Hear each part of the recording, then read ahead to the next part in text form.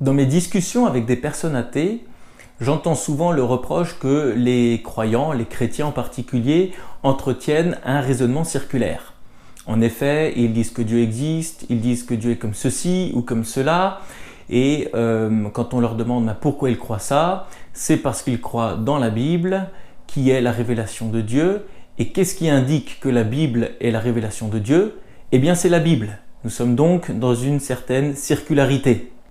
Mais en fait, j'ai l'impression que tout système de pensée qui fait référence à une autorité supérieure est aussi circulaire. On peut le montrer par un tout simple raisonnement par l'absurde. Supposons qu'il y ait une autorité supérieure qui puisse être justifiée par des arguments en dehors d'elle-même. Donc il n'y a pas de raisonnement circulaire. Eh bien, ces arguments ont donc autorité pour déclarer que cette autorité est l'autorité supérieure, et donc ils ont autorité sur cette autorité supérieure, et là nous aboutissons à une contradiction. Donc ce que nous avons supposé au départ, qu'il n'y a pas de raisonnement circulaire, est faux. Cela signifie que le système de pensée qui élève la raison comme autorité supérieure est aussi circulaire. En effet, qu'est-ce qui permet de justifier que c'est la raison qui est l'autorité supérieure? Eh bien, nous allons donner des arguments issus de la raison. Donc, nous utilisons des raisons pour dire que la raison a raison. Nous sommes aussi dans un raisonnement circulaire. En fait, les croyants qui élèvent la Bible en tant qu'autorité supérieure, ou bien les non-croyants qui élèveraient la raison en tant qu'autorité supérieure, sont tous deux dans un raisonnement circulaire. Il s'agit en fait d'une question de présupposé.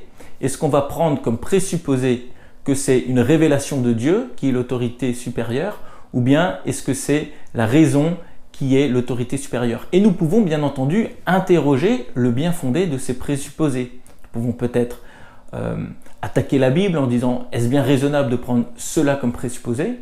D'ailleurs, ce serait un bon thème de vidéo de défendre la crédibilité de la Bible. Mais nous pouvons aussi attaquer la raison en disant: est-ce bien sage de fonder une vision du monde sur la raison dans une perspective purement matérialiste, c'est-à-dire qui consiste à dire que seule la matière existe, ou bien encore dans une vision qu'on appelle naturaliste, qui stipule que seul ce qui est appréhendé par la science existe. Dans une vision naturaliste, quelle raison avons-nous de faire confiance à notre cerveau? Comment pouvons-nous justifier que notre cerveau pense juste? Dans une vision purement matérialiste, eh bien notre pensée est issue de notre cerveau, qui lui-même est issu de l'évolution, c'est-à-dire un processus aléatoire de mutation génétique couplé avec un processus de sélection naturelle. Mais feriez-vous confiance à un ordinateur qui aurait été programmé par hasard? Par le processus de l'évolution, nous pouvons aboutir à la conclusion que notre cerveau pense de manière adaptée. Mais cela ne veut pas forcément dire qu'il pense juste. La vérité est rarement favorisée dans le processus de sélection naturelle. Par exemple, si j'entends un bruissement dans les arbres, je me dis ça peut être du vent, mais ça peut être aussi un prédateur. Alors si je veux m'enquérir de la vérité, je vais peut-être m'approcher de cette source de bruit, et c'est là, si je me trouve nez à nez avec un prédateur, je suis mort.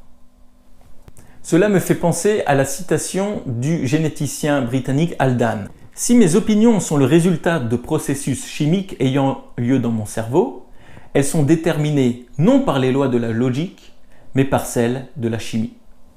Et Darwin écrivait dans une lettre à William Graham le 3 juillet 1881 « J'ai toujours cet horrible doute s'agissant de savoir si les convictions d'un esprit humain, lequel s'est développé à partir de l'esprit des animaux inférieurs, ont la moindre valeur, ou si on peut même leur faire confiance. Quelqu'un aurait-il confiance dans les convictions d'un esprit simiesque, s'il y a la moindre conviction dans un tel esprit? » Comprenez-moi bien, le but de cette vidéo n'est pas de cracher sur la raison ou de dire que nous n'avons aucune raison d'avoir confiance en notre cerveau. Je crois en la raison et je pense que mon cerveau pense juste parce que Dieu est derrière le processus qui lui a permis d'exister. En revanche, si Dieu n'est pas derrière ce processus, je n'ai aucune certitude de penser que je pense juste. Si vous regardez cette vidéo et que vous avez une vision matérialiste du monde, pouvez-vous me dire pour quelle raison pensez-vous que vous pensez juste ?